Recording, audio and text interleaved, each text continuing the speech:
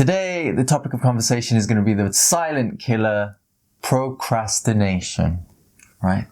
So let's get into the meat of it. I'm going to be giving you 5 steps to stop it and become much more efficient and more successful in the long term.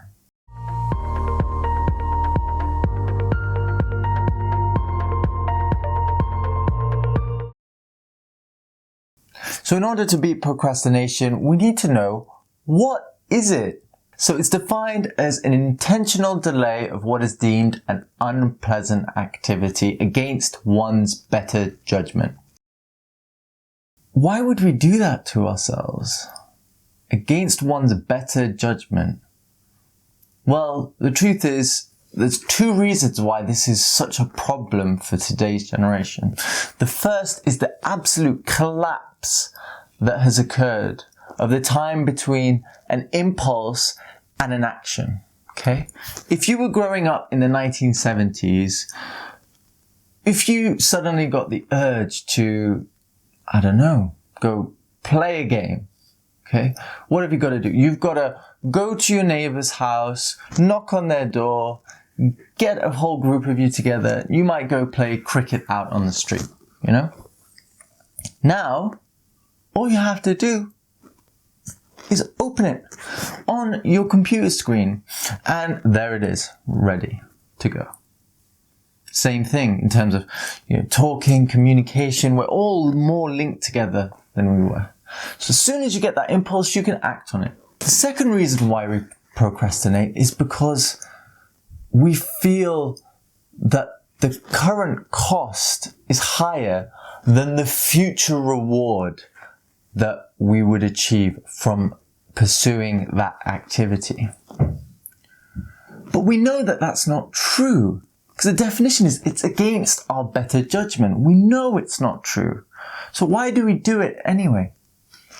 Because we're avoiding the fact that it's true. Procrastination is a maladaptive mechanism of dealing with anxiety and stress, and one which brings about more stress. So a study done by Sermed in 2007 surveyed 254 adults on a variety of factors.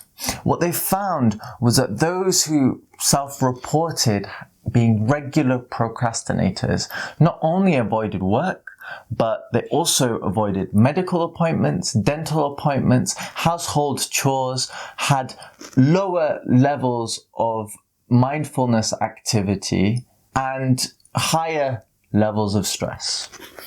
Another study by Ariely and Wertenbrock in 2002 found that those who chronically procrastinate, quite frankly, produce lower quality work and as such achieve lower grades. So as you can see, procrastination is really more of a problem than we might have initially thought. So let's get right into it. Let's go 5 steps to get over that so that we can increase our levels of efficiency, increase our confidence, and increase our happiness as well. I'm going to split our solutions into 2 different categories. They are psychological fixes and practical fixes.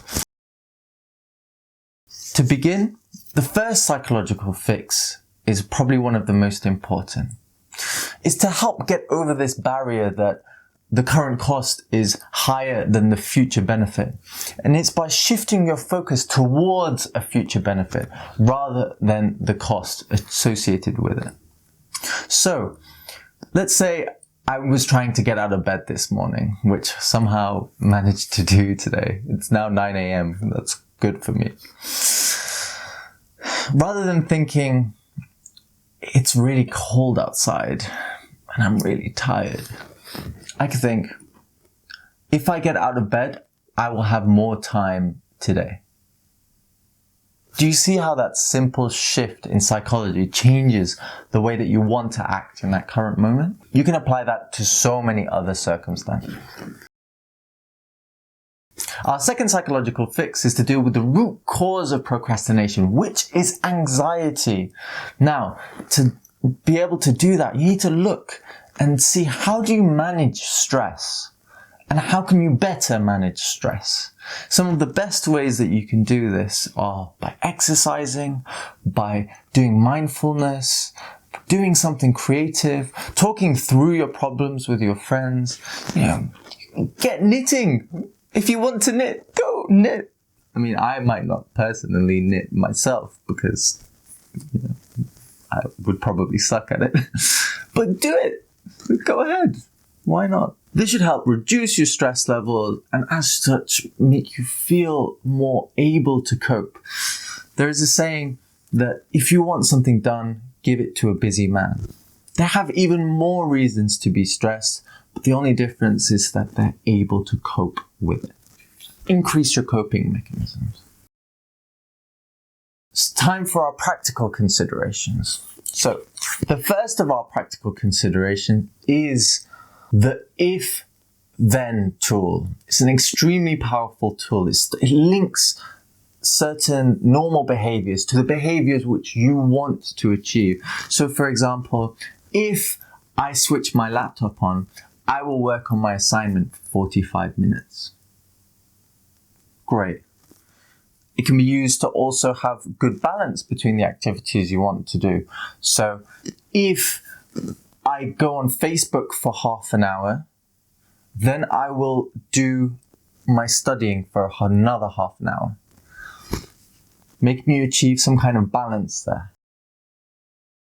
Now the second is to really help to reduce that initial cost as well, practically, by breaking it down into small, manageable chunks. If you think I need to do my 15,000 word essay, nobody's going to want to get started on that. But if you allocate, okay, I've got 15 days for this, which means that if I do 1,000 words a day, hopefully you've got more than 15 days, but if I do 1,000 words a day, that's more manageable than 15,000. You could easily, okay, maybe 1,000 words a day is quite a lot as well, but you get my point. It's much easier to manage a small chunk than a large chunk. Give yourself 3 paragraphs a day to do. Start early, break it down. Now the third practical tip is specific to you. What do you procrastinate with? Look back at yourself. Do I play League of Legends? Do I go double tap that Instagram girl? What do you do?